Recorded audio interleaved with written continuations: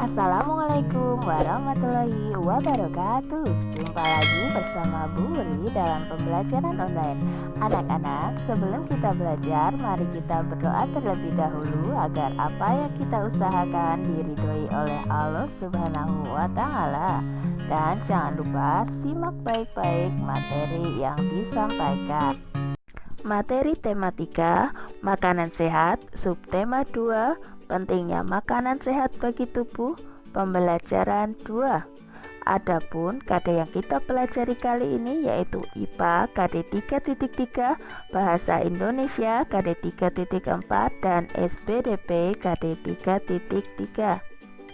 Tujuan pembelajaran kali ini, kalian dapat mencari informasi tentang penyebab gangguan pada organ pencernaan, mengidentifikasi ciri-ciri bahasa iklan, dan mencari informasi tentang properti tari. Apakah kalian sudah siap? Udin, Siti, dan Lani sedang berbincang-bincang di depan kelas. Mereka baru saja selesai beraktivitas di luar kelas. Sinar matahari pada siang itu sangat terik dan menyengat. Mereka terlihat lelah dan kehausan. Simaklah percakapan Udin, Siti, dan Lani. Lani: wah, aku sangat lelah. Udara pagi ini juga sangat panas. Aku haus sekali. Udin: benar sekali, Lani. Bagaimana jika kita beli minum limun dingin yang dijual di depan sekolah kita? Aku baru lihat bapak-bapak yang menjual limun tadi. Siti: hati-hati Udin, jangan jajan sembarangan. Dengan cuaca yang tidak menentu seperti sekarang ini, makanan mudah sekali tercemar dengan bakteri-bakteri jahat.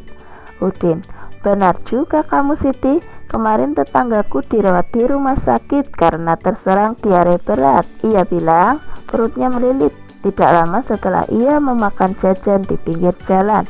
Lani: kenapa hal tersebut bisa terjadi ya? Nah, anak-anak, kalian bisa berdiskusi dengan teman kalian tentang bagaimana diare bisa terjadi dan apa yang menyebabkan diare. Mari kita baca teks berikut ini. Diare ditandai dengan encernya tinja atau fases yang dikeluarkan atau buang air besar dengan frekuensi lebih sering dibandingkan dengan biasanya. Pada umumnya, diare terjadi akibat mengkonsumsi makanan atau minuman yang terkontaminasi. Faktor penyebab diare secara umum. Diare terjadi ketika makanan dan cairan yang dimakan berlalu terlalu cepat dan atau terlalu besar jumlahnya pada saluran pencernaan atau usus.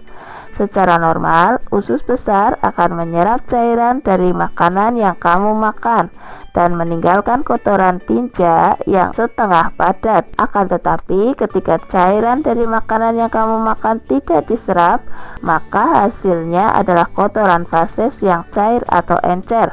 Penyakit diare mungkin berhubungan dengan infeksi virus atau bakteri. Penyakit tersebut juga dapat terjadi akibat keracunan makanan. Nah, secara umum, penyebab diare antara lain infeksi virus. Rotavirus adalah penyebab diare pada anak akut yang paling sering.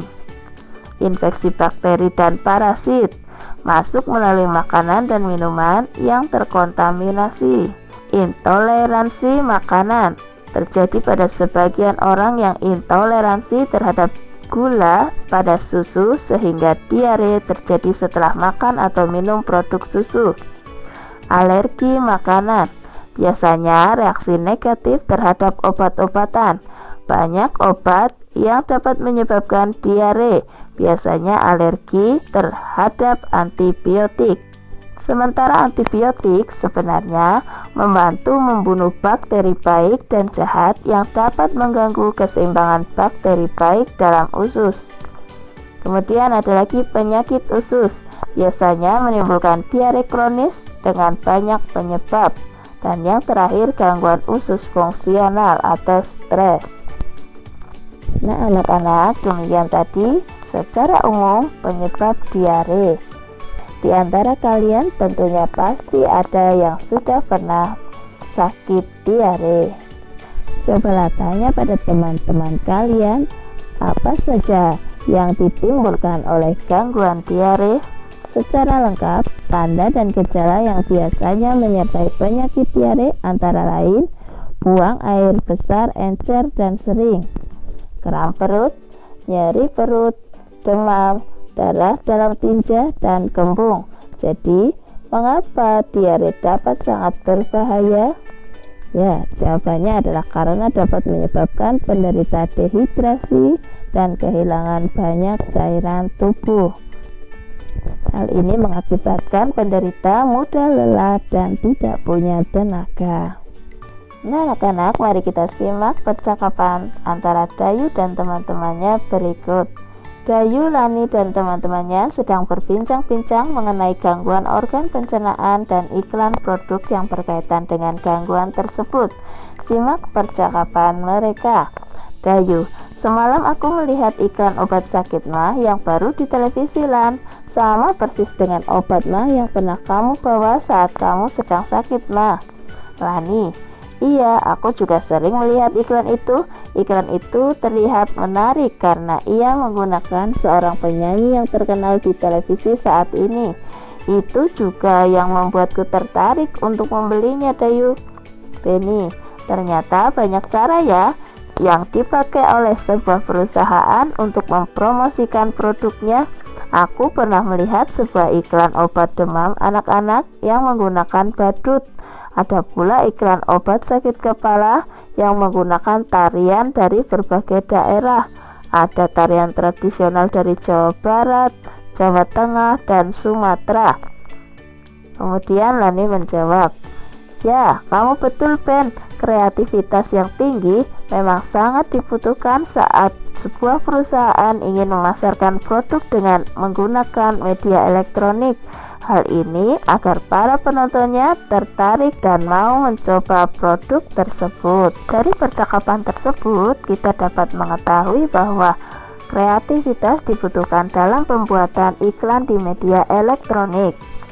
Sekalipun iklan yang umumnya terdapat di media elektronik berbeda-beda, ada satu persamaan dalam bahasa iklan yang digunakan. Setiap bahasa iklan ternyata memiliki ciri-ciri yang sama. Apakah ciri-ciri yang dimiliki oleh bahasa iklan pada media elektronik? Mari kita simak penjelasan berikut ini. Ciri iklan di media elektronik. Yang pertama, disampaikan secara elektronik dalam bentuk audio, yakni iklan yang hanya dapat didengar, contohnya iklan di radio. Kemudian ada bentuk video dan audio, yaitu iklan yang dapat dilihat dan didengar serta dilengkapi dengan teks, contohnya iklan di televisi. Yang kedua, disampaikan dalam waktu yang singkat.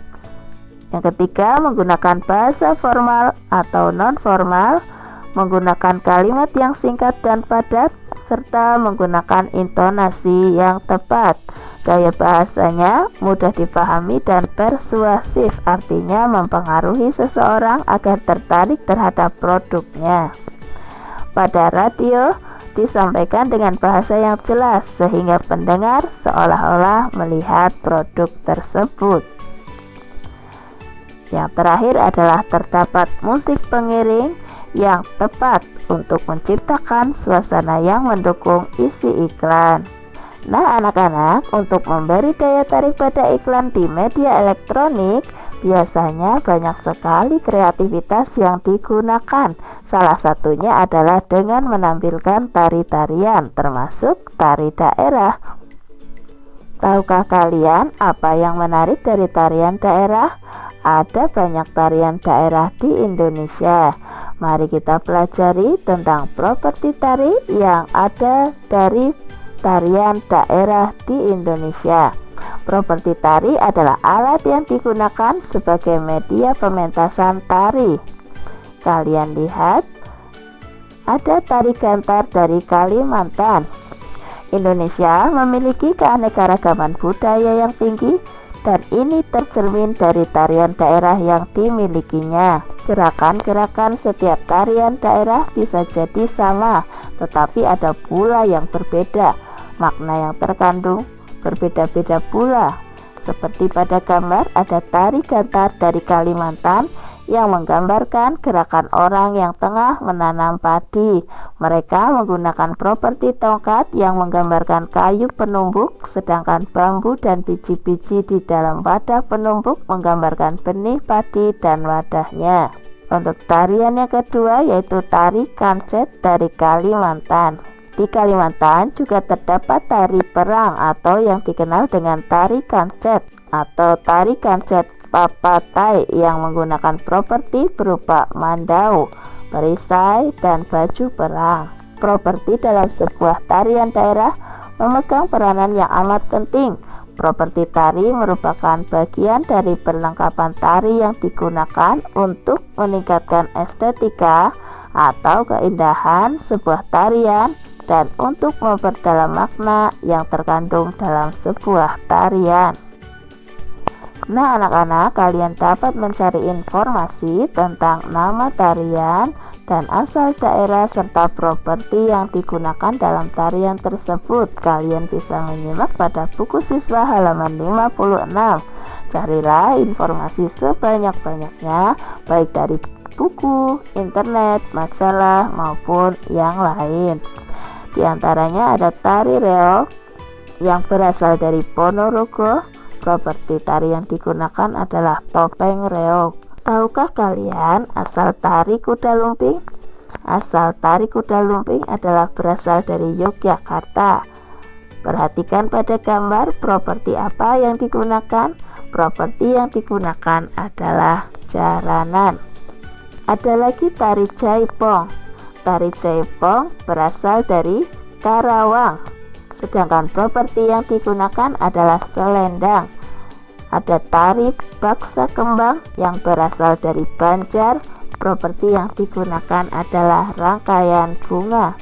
Kemudian ada lagi tari serampang 12. Tari serampang 12 berasal dari daerah Deli Serdang. Apakah properti yang digunakan? Properti yang digunakan adalah sapu tangan. Kemudian ada lagi tari merak. Berasal dari manakah tari merak? Tari merak berasal dari Pasundan. Sedangkan properti yang digunakan adalah mahkota. Yang terakhir adalah tari topeng. Tari topeng berasal dari Cirebon dengan menggunakan properti topeng. Nah anak-anak, demikian penjelasan materi pada hari ini. Jangan lupa perbanyak membaca buku referensi yang lain agar pengetahuan kalian semakin bertambah.